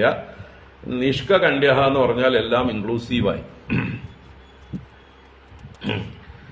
അപ്പോ നെക്ലേസ് ധരിച്ചവരും, സുവാസസഹ നല്ല സുഷ്ടുവായ വസ്ത്രങ്ങൾ ധരിച്ചവരും, നല്ല ശോഭനങ്ങളായ ജ്വലിക്കുന്ന പട്ടു വസ്ത്രങ്ങളൊക്കെ ധരിച്ചവരുമായിട്ട് അപ്സരസ്സുകൾ പൊങ്ങി വന്നു. രമണ്യഃ, രമണികളാണ്, രമിപ്പിക്കുന്ന. ആർക്ക്? സ്വർഗിണാം. സ്വർഗിണാം രമണ്യ, സ്വർഗവാസികളെ സന്തോഷിപ്പിക്കുന്നവർ, രമിപ്പിക്കുന്നവരാണ് രമണ്യഃ. അങ്ങനെയുള്ള അവര് എങ്ങനെയാണ് സ്വർഗികളെ രസിപ്പിക്കുക? വൽഗു ഗതി ലീലാവലോകനൈഹി. വൽഗു എന്ന് പറഞ്ഞാൽ മനോഹരമായത്, ഗതി എന്ന് പറഞ്ഞാൽ അവരുടെ ഗമനം, സഞ്ചാരം, അവരുടെ നടത്തം തന്നെ ഒരു ഒന്നൊന്നര നടത്തമാണ്. അല്ലെ, ഗജഗാമിനി അല്ലെങ്കിൽ ഹംസഗാമിനി. അരയന്നം നടക്കും പോലെ നടക്കുക, അല്ലെങ്കിൽ ആന നടക്കും പോലെ നടക്കുക എന്നൊക്കെ പറയും. അങ്ങനെയൊക്കെ നടന്ന് കാണുന്നവരെ നടത്തം കൊണ്ടും ഗതി കൊണ്ടും ലീല അവരുടെ ചേഷ്ടകളെ കൊണ്ടും അവലോകനൈ ശൃംഗാരപൂർവമായിട്ടുള്ള നോട്ടങ്ങളെ കൊണ്ടും സ്നേഹപൂർവമായ നോട്ടങ്ങളെ കൊണ്ടും എല്ലാവരെയും സന്തോഷിപ്പിക്കുന്ന, എല്ലാവരുടെ മനസ്സിലും ആഹ്ലാദം ജനിപ്പിക്കുന്ന സ്വഭാവമുള്ളവരാണ് രമണികൾ, രമണ്യ. അങ്ങനെയുള്ള അപ്സരസഹ ജാതാഹ. അപ്പൊ അപ്സരസുകള് ഓട്ടോമാറ്റിക്കലി സ്വർഗത്തിലേക്ക് ചേരും, ദേവന്മാർക്ക് സ്വന്തമാകും. തുടർന്ന് തതശ്ചാവിരഭൂത് സാക്ഷാൽ ശ്രീരമാ ഭഗവൽപര രഞ്ജയന്തി ദിശകാന്ത്യ വിദ്യുൽ സൗദാമനീയത. തതശ്ചാവിരഭൂത് സാക്ഷാൽ ശ്രീരമാ ഭഗവൽപര രഞ്ജയന്തി ദിശകാന്ത്യ വിദ്യുൽ സൗദാമനീയത. തതശ്ച ആവിരഭൂത് സാക്ഷാൽ ശ്രീഹി. തതഃ അനന്തരം ആവിഹി അഭൂത്, പ്രത്യക്ഷമായി പ്രകാശിച്ചു എന്നൊക്കെ അർത്ഥം. അനന്തരം ആവിർഭവിച്ചു. ആര് ആവിർഭവിച്ചു? സാക്ഷാൽ ശ്രീ രമാ. ആ രമാദേവി, ലക്ഷ്മീദേവി, ശ്രീദേവി ആവിർഭവിച്ചു. ശ്രീദേവിയും മറഞ്ഞുപോയതാണ്, നേരത്തെ ഉണ്ടായിരുന്നത് തന്നെയാണ്. ഈ എന്താ പറയുക, ചാക്ഷുഷ മന്വന്തരത്തിന് മുമ്പേയുള്ള മന്വന്തരത്തിൽ അല്ലെ, രൈവത മന്വന്തരത്തിൽ തന്നെ വൈകുണ്ഠന്റെ കൂടെ രമയായി ഉണ്ടായിരുന്നവളാണ്. അപ്പൊ അതേ ദേവി തന്നെ ഇവിടെ വീണ്ടും ചാക്ഷുഷ മന്വന്തരത്തിൽ, 6ാം മന്വന്തരത്തിൽ ഇതാ പാലാഴിയിൽ നിന്ന് പൊങ്ങി വരുന്നു. സാക്ഷാൽ ശ്രീരമ ഭഗവൽ പരാ. അവള് വേറെ ആരെയും ഭരിക്കുന്നവളല്ല, വേറെ ആരുടെയും പുറകെ പോകുന്നവളല്ല, വ്യഭിചാരിണിയല്ല, അവ്യഭിചാരിണിയാണ്, അചഞ്ചലയാണ്. ആരുടെ നേരെ? ഭഗവാനിൽ. അതാണ് ഭഗവൽ പരാ, പതിവ്രതയാണ്. അപ്പൊ ഭഗവൽ പരയായ ദേവി ലക്ഷ്മി ദേവി ആവിർഭവിച്ചു. എങ്ങനെ? രഞ്ജയന്തി ദിശ കാന്ത്യ. ദിശ കാന്ത്യ രഞ്ജയന്തി. ദിക്കുകളെയെല്ലാം തന്റെ കാന്തി കൊണ്ട് രഞ്ജിപ്പിച്ചുകൊണ്ട്, തന്റെ കാന്തി എല്ലാ ദിശയിലും അത് റേഡിയേറ്റ് ചെയ്യുന്നു എന്നർത്ഥം. നല്ല ചുവന്ന വർണ്ണമായിരിക്കും ദേവിക്ക്. ആ ചുവന്ന വർണ്ണം, സിന്ദൂരാരുണ വിഗ്രഹയായിരിക്കുന്ന ദേവിയുടെ ആ സിന്ദൂര വർണ്ണം കൊണ്ട് ചുറ്റുപാടുകളും ഒരു രഞ്ജിപ്പിക്കപ്പെടും. ഒരു ചുവപ്പ്, ഒരു അരുണാഭ പ്രകാശിക്കുന്നർത്ഥം. അങ്ങനെ ദിശ കാന്ത്യാ രഞ്ജയന്തി വിദ്യുൽ സൗദാമനീയത. ഇവിടെ വിദ്യുൽ സൗദാമനി എന്ന് പറഞ്ഞാൽ മിന്നൽ കൊടി. അപ്പൊ മിന്നൽ കൊടി പോലെ തിളങ്ങുന്നവളായി ശോഭിക്കുന്നവളായിട്ട് ദേവ്യത പൊങ്ങി വന്നു പാലാഴിയിൽ നിന്ന് എന്നർത്ഥം. സൗദാമനി എന്ന് പറയുന്നത്, സുദാമ എന്ന പർവ്വതത്തിൽ എപ്പോഴും ഇടിമിന്നൽ ഉണ്ടാവും. നിറയെ ഇടിമിന്നൽ ഉണ്ടാകുന്ന ഒരു പർവ്വതമാണ് ഹിമാലയത്തിലെ സുദാമ പർവ്വതം. അപ്പോ അങ്ങനെയാണ് മിന്നലിന് സൗദാമനി എന്ന് പേര് വന്നത്. അപ്പൊ അങ്ങനെയുള്ള മിന്നൽ കൊടിയായിട്ട് വിദ്യുത്ത് എന്ന് പറഞ്ഞാൽ തന്നെ മിന്നലാണ്. അത് സൗദാമനീയത. അപ്പൊ വെട്ടിത്തിളങ്ങിക്കൊണ്ടേയിരിക്കുന്ന സ്ഥലമാണ് ഈ സുദാമ പർവ്വതം. അപ്പൊ അതുപോലെ ഇവിടെ പാലാഴിയിൽ നിന്ന് ദേവി പൊങ്ങി വന്നു മിന്നൽ കൊടി പോലെ. തുടർന്ന് പൊങ്ങി വന്നപ്പോഴോ തസ്യാം ചക്രുഹു സ്പൃഹാം സർവേ സസുരാസുരമാനവാഃ രൂപൗദാര്യ വയോ വർണ്ണമഹിമാക്ഷിപ്തചേതസഃ. തസ്യാം ചക്രുസ്പൃഹാം സർവേ സസുരാസുരമാനവാഃ രൂപൗദാര്യ വയോ വർണ്ണമഹിമാക്ഷിപ്തചേതസഃ. തസ്യാം എന്ന് പറഞ്ഞാൽ അവളിൽ, ആ ലക്ഷ്മിയിൽ, ശ്രീയിൽ, സർവേ സസുരാസുരമാനവാഃ, സുരന്മാര്, അസുരന്മാര്, മാനവന്മാര് എല്ലാവരും, സ എന്നുള്ള ശബ്ദം കൊണ്ട് എല്ലാവരും അടക്കം, ഓൾ ഇൻക്ലൂസീവ്. സുരന്മാരും മാനവന്മാരും അസുരന്മാരും എല്ലാവരും സർവേ സ്പൃഹാം ചക്രുഹു, സ്പൃഹയെ ചെയ്തു, ആ ദേവിയെ കൊതിച്ചു എന്നാണ്. ആരാണ് കൊതിക്കാതിരിക്കുക അല്ലെ? ആർക്കാണ് ലക്ഷ്മി വേണ്ടാത്തത്? ലക്ഷ്മി വേണ്ടാത്ത, ഐശ്വര്യം വേണ്ടാത്തതായിട്ട്, സമ്പത്ത് വേണ്ടാത്തതായിട്ട് ആരുമില്ല. അപ്പൊ എല്ലാവരും എല്ലാ ലക്ഷ്മിയെയും കൊതിക്കുന്നവരാണ്. ഇനി ലക്ഷ്മി എന്നുള്ളത് കൊണ്ട് വെറും ധനം മാത്രമല്ല, സൗന്ദര്യം ലക്ഷ്മിയാണ്, ബാക്കിയുള്ള എന്തൊക്കെ അറിവുകളുണ്ടോ അതൊക്കെ ലക്ഷ്മിയാണ്. എന്തൊക്കെ നമുക്ക് ശോഭയെ ചേർക്കുന്നുണ്ടോ, നമുക്ക് മറ്റുള്ളവരുടെ മനസ്സിനെ കീഴ്പ്പെടുത്താനുള്ള ഏതൊക്കെ സാമർഥ്യങ്ങളുണ്ടോ അതൊക്കെ ലക്ഷ്മിയാണ്. അതുകൊണ്ടാണ് ധനലക്ഷ്മി, ധാന്യലക്ഷ്മി, വീരലക്ഷ്മി, വിജയലക്ഷ്മി, സൗഭാഗ്യലക്ഷ്മി, സന്താനലക്ഷ്മി, അല്ലെ, ഇങ്ങനെ ഗജലക്ഷ്മി, ഇങ്ങനെ പല പേരില് ലക്ഷ്മി അറിയപ്പെടുന്നു. ലക്ഷ്മി എന്ന് പറഞ്ഞാൽ തന്നെ ലക്ഷണത്തോട് കൂടിയതാണ്. അപ്പൊ ലക്ഷണം എന്ന് പറഞ്ഞാൽ തന്നെ മറ്റുള്ളവർക്ക് ആഗ്രഹം ജനിപ്പിക്കുന്നത്, മറ്റുള്ളവരുടെ ബഹുമാനത്തെ പിടിച്ചു പറ്റുന്നത് എന്നൊക്കെ അർത്ഥമാണ്. അപ്പോ എല്ലാ തരം ലക്ഷ്മികളും അതിന്റെയൊക്കെ മൂർത്തി രൂപമാണ് ഈ ലക്ഷ്മി, ഇവിടെ പൊങ്ങി വന്ന മഹാലക്ഷ്മി ശ്രീദേവി. അപ്പൊ ആ ദേവിയില് എല്ലാവരും കൊതിയെ വെച്ചു എന്ന് പറഞ്ഞാൽ ആർക്കും കൊതി ഉണ്ടാവും. കൊതിയില്ലാത്തവരായിട്ട് എന്താ പറയുക, നിർവികാര പരബ്രഹ്മങ്ങളായിരിക്കുന്ന അത്യന്ത വൈരാഗികളായിരിക്കുന്ന മഹാത്മാക്കൾ, ആ ജ്ഞാനികൾ, അവർക്ക് മാത്രമേ അതിൽ കൊതിയില്ലാതിരിക്കുള്ളൂ. ഇവിടെ ഭഗവാന് കൊതിയില്ലായിരുന്നു. ബാക്കിയുള്ളവരെല്ലാം സസുരാസുര മാനവാഹ തസ്യാം സ്പൃഹാം ചക്രുഹു. എന്തുകൊണ്ടാണ് അവർക്ക് സ്പൃഹയുണ്ടായത്? രൂപ ഔദാര്യ വയോ വർണ്ണ മഹിമ ആക്ഷിപ്ത ചേതസ. അപ്പോ അവരുടെ ചേതസ്സുകൾ, അവരുടെ മനസ്സുകൾ ആക്ഷിപ്തം എന്ന് പറഞ്ഞാൽ വലിച്ച് ഇഴയ്ക്കപ്പെടുകയാണ്, എടുത്തെറിയപ്പെടുകയാണ്. അവരുടെ മനസ്സ് അവളിലേക്ക് എടുത്തെറിയപ്പെടുന്നു, അല്ലെങ്കിൽ പുറത്തേക്ക് വലിച്ചഴയ്ക്കപ്പെടുന്നു എന്നൊക്കെ അർത്ഥമാണ് ആക്ഷിപ്തം. ആക്ഷിപ്ത ചേതസഹ, മനസ്സ് അജിറ്റേറ്റഡ് ആയിട്ട് അവളുടെ പുറകെ പോവുകയാണ്, അടങ്ങാൻ പറ്റുന്നില്ല. എന്തൊക്കെ കൊണ്ട്? അവളുടെ രൂപം, ആ രൂപ സൗന്ദര്യം കൊണ്ടും ഔദാര്യം, അവളുടെ ആ ഉദാരമായിട്ടുള്ള ഭാവം, മന്ദസ്മിതവും അതുപോലെയുള്ള വിശാലമായിട്ടുള്ള ഭാവവും ഒക്കെ കണ്ടിട്ടും, മധുരമായിട്ടുള്ള ഭാവം എന്നൊക്കെ പറയാം, ആ ഭാവം. അതുപോലെ തന്നെ വയസ്സ്, അവളുടെ പ്രായം, നല്ല യൗവനത്തിലേക്ക് കടക്കുന്നതായിട്ടുള്ള മധുര 17 എന്നൊക്കെ പറയുന്ന പോലെതായിട്ടുള്ള പ്രായം, വയഹ, അതുപോലെ വർണ്ണം, അവളുടെ ആ നിറം, കാന്തി, ശരീരത്തിൻ്റെതായിട്ടുള്ള നിറം, അതുപോലെ മഹിമ എന്ന് പറഞ്ഞാൽ മാഹാത്മ്യം, എല്ലാതരം മാഹാത്മ്യം കൊണ്ടും ആക്ഷിപ്ത ചേതസഹ, വലിച്ച് ഇഴയ്ക്കപ്പെട്ട കാന്തത്തിലേക്ക് അടുപ്പിക്കുന്നതായിട്ടുള്ള ഇരുമ്പിനെ പോലെ ഇവരുടെ മനസ്സിനെയൊക്കെ ദേവി ആകർഷിക്കുകയാണ്. അപ്പൊ അങ്ങനെയുള്ള മനസ്സുകൊണ്ട് ആകർഷിക്കപ്പെട്ടവരായിട്ട് അസുരന്മാരും ദേവന്മാരും മാനവന്മാരും എല്ലാവരും തന്നെ അവളുടെ നേരെ കൊതിയെ വെച്ചു. സ്പൃഹാൻ ചക്രു, എനിക്ക് കിട്ടിയിരുന്നെങ്കിൽ എന്ന്. തസ്യ ആസനമാനിന്യേ മഹേന്ദ്രോ മഹദൽബുദം മൂർത്തിമത്യഃ സരിശ്രേഷ്ഠ ഹേമകുംഭൈർജലം ശുചി.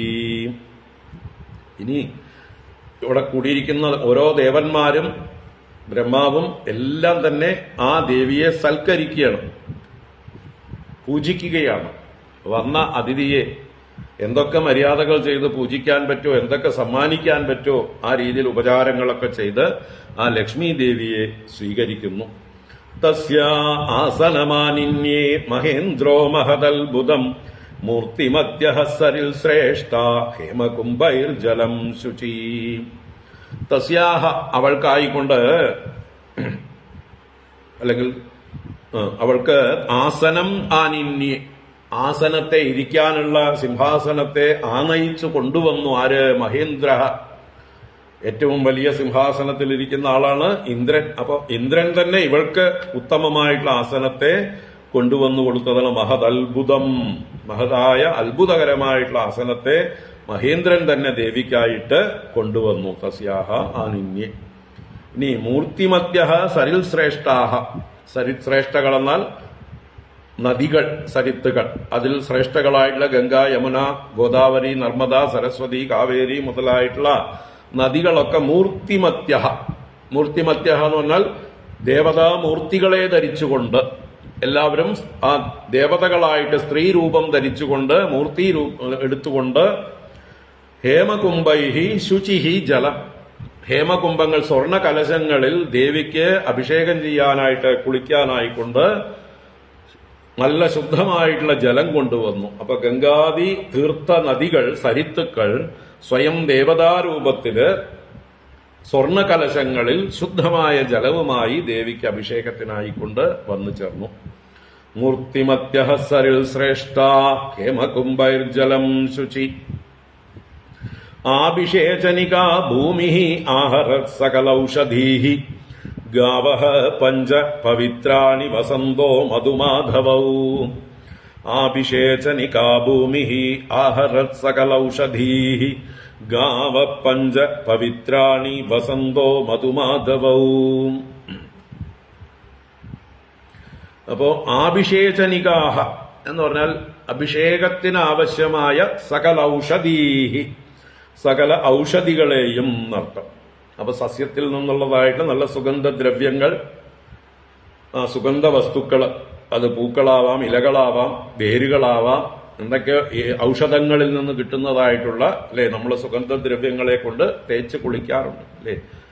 രാമച്ചം കൊണ്ട് തേച്ച് കുളിക്കാം, അതുപോലെ പനിനീർ പൂക്കളിട്ട വെള്ളം കൊണ്ട് കുളിക്കാം, അതുപോലെ പല സുഗന്ധ ഇലകളിട്ടതായിട്ടുള്ളതും രോഗപ്രതിരോധ ശേഷി ഉണ്ടാക്കുന്നതുമായിട്ടുള്ള ഔഷധികൾ കൊണ്ട് കുളിക്കാം. അപ്പൊ അങ്ങനെയുള്ള അഭിഷേകം ചെയ്യാൻ കുളിക്കാനുള്ളതായിട്ടുള്ള വസ്തുക്കളെ ഭൂമി ആഹരത്, ആരാ കൊണ്ടുവന്ന് സകല ഔഷധികളെയും സാക്ഷാൽ ഇതിന്റെയൊക്കെ ഉടമസ്ഥയായ ഭൂമിദേവി തന്നെ ലക്ഷ്മി ദേവിക്ക് കുളിക്കാനുള്ള ഔഷധികളെയൊക്കെ കൊണ്ടുവന്നു. ഭൂമി ആഹരത്. ഇനി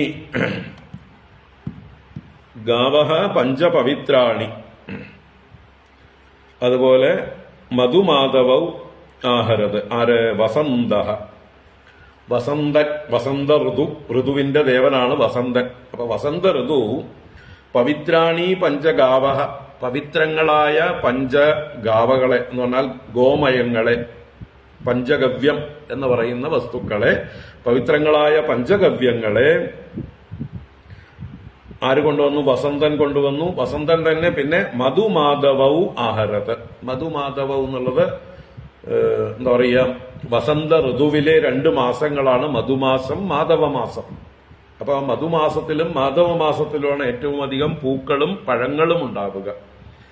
അപ്പൊ ആ പൂക്കളും പഴങ്ങളും ദേവിക്ക് സൽക്കാരത്തിനായിക്കൊണ്ട് ആവശ്യമായിട്ടുള്ള പൂക്കള്, പഴങ്ങള് മുതലായവയെ കൊണ്ടുവന്നു എന്ന് പറയുന്നതിനാണ് ചുരുക്കി പറഞ്ഞത് മധുമാധവവും. മധുമാസത്തിലും മാധവമാസത്തിലും അഥവാ വസന്ത ഋതുവിലുണ്ടാകുന്ന ഏറ്റവും നല്ല പുഷ്പങ്ങളും ഏറ്റവും നല്ല ഫലങ്ങളും ആ വസന്ത ഋതു തന്നെ ആഹരിച്ചു കൊണ്ടുവന്നു ദേവിക്ക് സൽക്കാരം ചെയ്യാനായിക്കൊണ്ട്, ദേവിയെ പൂജിക്കാനായിക്കൊണ്ട്. ഋഷയ കൽപ്പയാഞ്ചക്രുഹു അഭിഷേകം യഥാവിധി ജഗുർഭദ്രാണി ഗന്ധർവാഹ നട്യശ്ച നനുർദുർജഗുഹു. ഋഷയഃ കൽപ്പയാഞ്ചക്രുഹു അഭിഷേകം യഥാവിധി ജഗുർഭദ്രാണി ഗന്ധർവാഹ നട്യശ്ച നനുർദുർജഗുഹു. ഋഷയഃ, അവിടെ ഉണ്ടായിരുന്ന ഋഷിമാര്, ബ്രാഹ്മണര്, പുരോഹിതന്മാരായിട്ടുള്ള പ്രജാപതിമാര്, ഋഷിമാര് യഥാവിധി അഭിഷേകം കൽപ്പയാഞ്ചക്രുഹു. അപ്പൊ ദേവിക്ക് ഈ കൊണ്ടുവന്ന തീർത്ഥങ്ങളെ കൊണ്ടും ഔഷധികളെ കൊണ്ടും വിധിപ്രകാരം ദേവിക്ക് അഭിഷേകം ചെയ്തു എന്നർത്ഥം. സാക്ഷാൽ മഹാലക്ഷ്മിയെ ആ ദേവതയായി സങ്കല്പിച്ചുകൊണ്ട് തന്നെ വിധിപ്രകാരമുള്ളതായിട്ടുള്ള അഭിഷേകം ചെയ്തു. ഗന്ധർവാഹ ഭദ്രാണി ജഗുഹു നട്യഃ നനൃദുഹു ജഗുഹു. ഇപ്പൊ ഗന്ധർവാഹ, ഗന്ധർവന്മാർ ഭദ്രാണി ജഗുഹു, മംഗളഗാനങ്ങളെ, ദേവിക്ക് മംഗളത്തെ ആശംസിച്ചു. അങ്ങനെയുള്ള പാട്ടുകൾ പാടി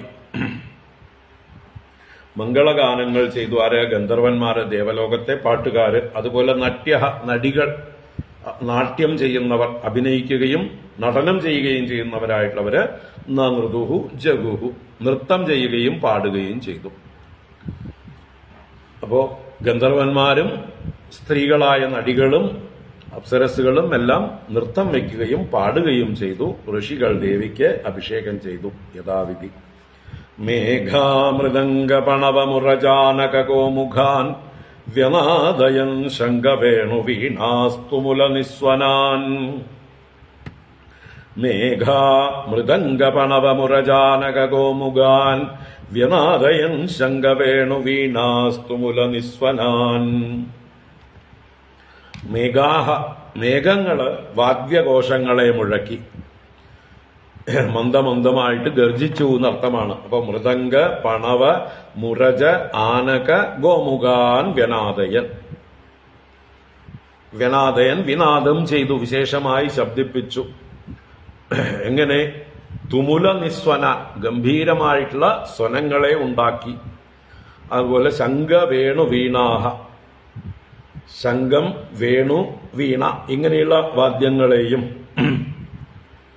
അപ്പോ വലിയ വാദ്യങ്ങള് മൃദംഗങ്ങളെ കൊണ്ട് വാദ്യം ഘോഷിച്ചു. അതുപോലെ മുരജം എന്ന് പറയുന്നതായിട്ടുള്ള വാദ്യം, പണവം എന്നുള്ളതായിട്ടുള്ള വാദ്യം, ആനകം എന്നുള്ള വാദ്യം, ഗോമുഖം എന്നുള്ളതായിട്ടുള്ള വാദ്യം, ശംഖം, വേണു, വീണ.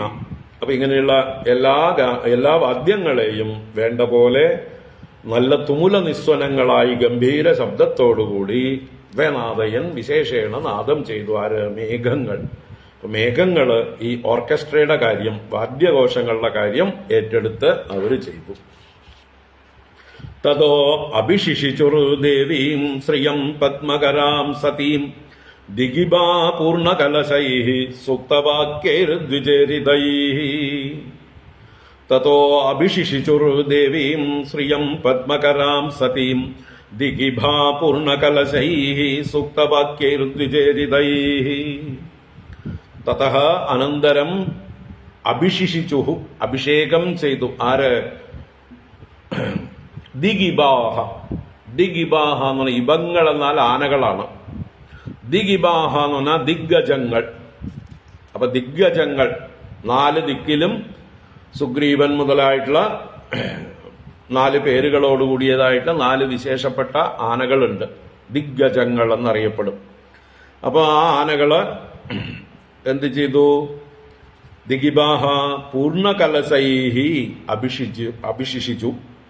പൂർണ്ണകുംഭങ്ങൾ കൊണ്ടുവന്ന് ദേവിക്ക് അഭിഷേകം ചെയ്തു. ദേവിയും ശ്രിയം പത്മകരാം സതി. ദേവി ശ്രിയം, ദേവി ശ്രീദേവിയെ, ശ്രിയം ദേവി എന്ന് പറഞ്ഞാൽ ശ്രീദേവിയെ അഭിഷേകം ചെയ്തു. എങ്ങനെയുള്ള ദേവിയെ? പത്മകരാം, താമര കയ്യിൽ പിടിച്ചിരിക്കുന്നവളായിരിക്കുന്ന ദേവിയെ. സതീം എന്ന് പറഞ്ഞാൽ പതിവ്രതയായിരിക്കുന്ന ദേവിയെ. ഭഗവാൻ മഹാവിഷ്ണുവിൽ മാത്രം അനുരക്തയായിരിക്കുന്ന ആ പതിവ്രതയായ ദേവിയെ, താമര കയ്യിൽ പിടിച്ചിരിക്കുന്ന ലക്ഷ്മി ദേവിയെ ദിഗ്ഗജങ്ങൾ പൂർണ്ണകമ്പങ്ങളെ കൊണ്ട് അഭിഷേകം ചെയ്തു. സൂക്തവാക്യൈഹി ദ്വിജേരിതൈഹി. അപ്പൊ തന്നെ ദ്വിജന്മാരാൽ ശബ്ദിക്കപ്പെടുന്ന സൂക്തവാക്യങ്ങൾ, ശ്രീ സൂക്തം കൊണ്ടൊക്കെ ദേവിയെ സ്തുതിച്ചു എന്നർത്ഥം അല്ലെ? അതാണ് സൂക്തവാക്യം. ശ്രീയെ സ്തുതിക്കുന്ന സൂക്തം ശ്രീ സൂക്തം. അപ്പൊ ഉത്തമ സൂക്തങ്ങളെ കൊണ്ടൊക്കെ ദേവിയെ സ്തുതിച്ചുകൊണ്ട് ദേവിയെ അഭിഷേകം ചെയ്തു. അഭിഷേകത്തിന്റെ ഡ്യൂട്ടി ഏറ്റെടുത്തത് ദിഗ്ഗജങ്ങൾ. അതാണ് നമ്മൾ ഗജലക്ഷ്മി എന്ന് വിളിക്കുന്ന രൂപത്തില്, ഗജങ്ങളാൽ കലശം കൊണ്ട് അഭിഷേകം ചെയ്യപ്പെടുന്ന രൂപത്തിലുള്ള ശിവകാശി കലണ്ടറുകളൊക്കെ നമ്മൾ ധാരാളം കണ്ടിട്ടുണ്ടാവും. അത് ഈ രംഗമാണ്. ദിഗ്ഗജങ്ങൾ ദേവിക്ക് കലശത്തിൽ നിന്ന് ജലം കൊണ്ട്, ആകാശഗംഗയിലെ തീർത്ഥം കൊണ്ട് അഭിഷേകം ചെയ്യുന്നു. സമുദ്രഃ പീതകൗശേയവാസസീ സമുപാഹരത് വരുണസ്രജം വൈജയന്തീം മധുനാമത്തഷട്പദാം. സമുദ്രഃ പീതകൗശേയവാസസീ സമുപാഹരത് വരുണസ്രജം വൈജയന്തീം മധുനാമത്തഷട്പദാം. സമുദ്രഃ പീതകൗശേയവാസസീ സമുപാഹരത്. സമുദ്രദേവത. അപ്പൊ സമുദ്രം പീതകൗശേയവാസസി, പീതകൗശേയം മഞ്ഞപ്പട്ട്, വാസസി എന്ന് പറഞ്ഞാൽ ദ്വേവാസസി, 2 വാസസ്സുകൾ എന്ന് പറഞ്ഞാലോ വേഷ്ടിയും മുണ്ടും അല്ലെ? ഉത്തരീയവും വേഷ്ടി ഉടുക്കാനുള്ളതുമായിട്ട്. അപ്പൊ കേരള സ്റ്റൈലാണ് വരുണദേവൻ, മറ്റേ സമുദ്രദേവൻ ദേവിക്ക് കൊണ്ടുപോയി കൊടുത്തത്. ദ്വേവാസസി, വാസസി എന്ന് ദീർഘം വന്നാൽ ദ്വിവചനമാണ്. വാസസ് ഏകവചനം, വാസസി ദ്വിവചനം, വാസാംസി ബഹുവചനം. അനേക വസ്ത്രങ്ങൾ വാസാംസി. വാസാംസി ജീർണാനി യഥാവിഹായ നമ്മളെ ഗീതയിൽ ചൊല്ലും. അപ്പൊ വാസാംസി എന്നുള്ളത് ബഹുവചനം, വാസസി എന്നുള്ളത് ദ്വേ 2. അപ്പോ ഉത്തരീയവും വേഷ്ടിയും 2മായിട്ട് സമുദ്രദേവത കൊടുത്തു. പീതകൗശേയ വാസസീ സമുപാഹരത്. ഇപ്പൊ മഞ്ഞപ്പട്ടാള് കൊടുത്തു. കൗശേയം എന്ന് പറഞ്ഞാൽ കോശത്തിൽ നിന്ന് ഭവിച്ചത്. കോശം എന്ന് പറഞ്ഞാൽ പട്ടുനൂൽ പുഴുവാണ്. വരുണ സ്രജം വൈജയന്തീം മധുനാ മത്ത ഷഡ്പദ. വരുണദേവൻ വൈജയന്തിയും സ്രജം. വൈജയന്തി എന്ന് പറയുന്ന മാലയെ, സ്രക്ക് എന്ന് പറഞ്ഞ മാല, അതിന്റെ ദ്വിതീയ സ്രജം മാലയെ നൽകി. എങ്ങനെയുള്ളത്? മധുനാ മത്ത ഷഡ്പദ. മധു എന്ന് പറഞ്ഞാല് തേൻ നിറഞ്ഞിട്ട് തേനിന്റെ ആ സുഗന്ധം കൊണ്ട് മത്ത ഷഡ്പദങ്ങൾ, തേൻ കുടിച്ച് മതിക്കുന്ന ഷഡ്പദങ്ങൾ അതിലിങ്ങനെ ആ മാലയിലുണ്ട്. അത്രയും ഫ്രഷാണ്. തേനൂറുന്ന പുഷ്പങ്ങളെ കൊണ്ട് നിർമ്മിച്ച ആ വൈജയന്തി മാലയെ വരുണ ഭഗവാൻ ദേവിക്കായിക്കൊണ്ട് കൊടുത്തു. ഭൂഷണാനി വിചിത്രാണി വിശ്വകർമ്മ പ്രജാപതി ഹാരം സരസ്വതി പദ്മം അജോ നാഗാശ്ച കുണ്ടലേ. ഭൂഷണാനി വിചിത്രാണി വിശ്വകർമ്മ പ്രജാപതി ഹാരം സരസ്വതി പദ്മം അജോ നാഗാശ്ച കുണ്ടലേ.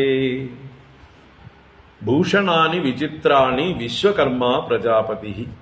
ആ വിശ്വകർമാവ്, പ്രജാപതിയായ വിശ്വകർമാവ്, അദ്ദേഹം ദേവശില്പിയാണ്. ദേവശില്പിയായിട്ടുള്ള അദ്ദേഹം വിചിത്രാണി ഭൂഷണാനി, വളരെ വൈചിത്ര്യങ്ങളാർന്ന വർണ്ണങ്ങളിലുള്ളതും രൂപങ്ങളിലുള്ളതുമായിട്ടുള്ള എല്ലാത്തരം ആഭരണങ്ങളും കൊണ്ടുവന്നു കൊടുത്തു. കിരീടമാവട്ടെ, അല്ലെങ്കിൽ കഴുത്തിലണിയാനുള്ള ഹാരങ്ങളാകട്ടെ, കാതിലണിയാനുള്ള കുണ്ടലങ്ങളാവട്ടെ, കൈകളിലുള്ളതായിട്ടുള്ള തോൾവളകളും, അംഗതം, കേയൂരം, കങ്കണം, അങ്കുലീയകം, അല്ലെ, അതുപോലെ മറ്റേ അരയിലുള്ളതായിട്ടുള്ള അരഞ്ഞാണം, കാലിലുള്ള പാദസരം, ഇങ്ങനെ എവിടെയൊക്കെ ഏതൊക്കെ ആഭരണങ്ങൾ വേണോ ഒക്കെ ദേവശില്പിയായിട്ടുള്ള വിശ്വകർമാവ് കൊണ്ടുവന്നു കൊടുത്തു. പ്രജാപതി വിശ്വകർമ്മ വിചിത്രാണി ഭൂഷണാനി. മറ്റേ സരസ്വതീ ദേവി ഹാരം പദ്മം. സരസ്വതീ ദേവി ഒരു ഹാരത്തെ വന്നുകൊണ്ട്, ഒരു മുത്തുമാല. ദേവിയുടെ കയ്യിൽ എപ്പോഴും സ്ഫടികം കൊണ്ടുള്ളതായിട്ടുള്ള ജപമാല ഉണ്ടാവും. അപ്പൊ അതുപോലെ എന്തോ ഒരു മുത്തുമാല സരസ്വതീ ദേവി ലക്ഷ്മി ദേവിക്ക് കൊടുത്തു. പദ്മം അജഹ.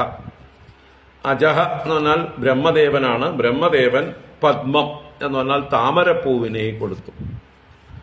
ബ്രഹ്മദേവൻ ഒരു താമരപ്പൂവിനെ ദേവിയുടെ കയ്യില് കൊടുത്തു. നാഗാശ്ച കുണ്ടലെ. നാഗദേവതകള്, വാസുകി മുതലായിട്ടുള്ള നാഗങ്ങളുടെ പ്രതിനിധികളായി, നാഗദേവതകളായി എന്ത് ചെയ്തു? കുണ്ടലെ സമുപാഹരൻ. ദേവിയുടെ കർണാഭരണങ്ങളെ, കുണ്ടലങ്ങളെ ഉപാഹരിച്ചു, സമ്മാനിച്ചു.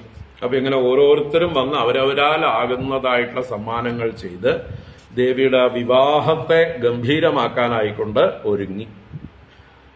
ഇനി ദേവി തനിക്ക് ആരെയാണ് വിവാഹം കഴിക്കേണ്ടത് എന്ന് സ്വയംവരത്തിന്, ലക്ഷ്മി സ്വയംവരം തെരഞ്ഞു നടക്കുകയാണ്. യോഗ്യനായിട്ടുള്ള ഒരാളെ തന്റെ കയ്യില് മാലയും പിടിച്ചുകൊണ്ട്.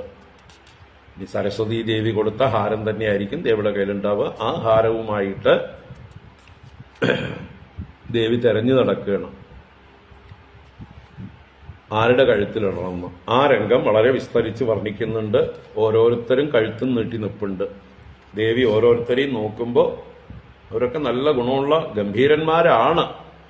പക്ഷെ എന്തെങ്കിലും കുറവും കാണും അവരിൽ, ഏതെങ്കിലും ഒരു ന്യൂനത അവരിലുണ്ടാവും. അപ്പൊ എല്ലാ പൂർണ്ണനായിരിക്കുന്ന ന്യൂനതകളൊന്നുമില്ലാത്ത ഒരാളെ ദേവി തിരയുകയാണ്. അങ്ങനെ അവസാനം ഭഗവാൻ വിഷ്ണുവിന്റെ അടുത്ത്, നാരായണന്റെ അടുത്ത് എത്തിച്ചേരുന്നു. നാരായണനോ മുഖം തിരിച്ചു നിൽക്കണു, ഒരു ശ്രദ്ധയുമില്ലാതെ, ഒരു താല്പര്യമില്ലാതെ.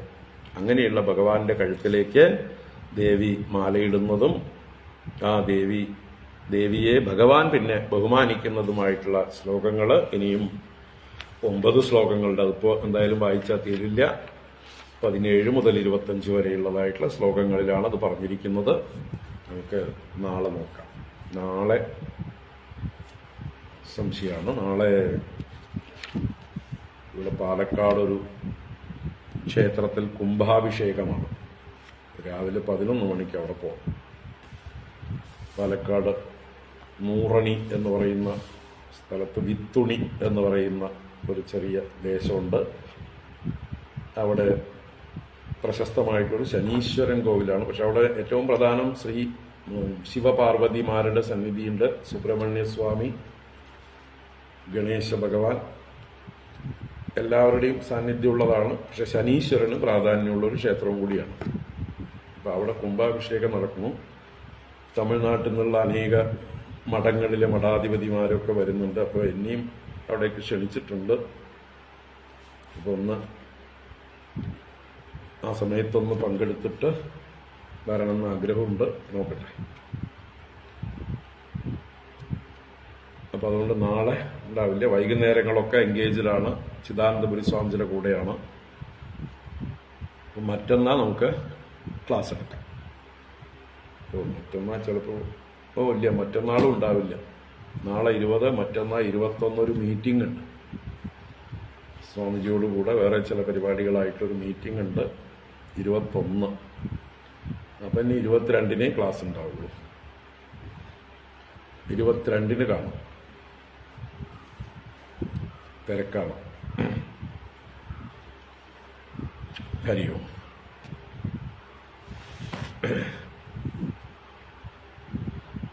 ഓം കായേന വാചാ മനസേന്ദ്രിയൈർവാ ബുദ്ധ്യാത്മനാ വാ പ്രകൃതേ സ്വഭാവാത് കരോമി യദ്യത് സകലം പരസ്മൈ നാരായണായേതി സമർപ്പയാമി. ഓം ശാന്തി ശാന്തി ശാന്തി. ഹരി ഓം. ശ്രീ ഗുരുഭ്യോ നമഃ. ഹരി ഓം. നാരായണ. പിന്നെ 22-ാം തീയതിയെ ക്ലാസ് ഉണ്ടാവുള്ളൂ. ഹരി ഓം.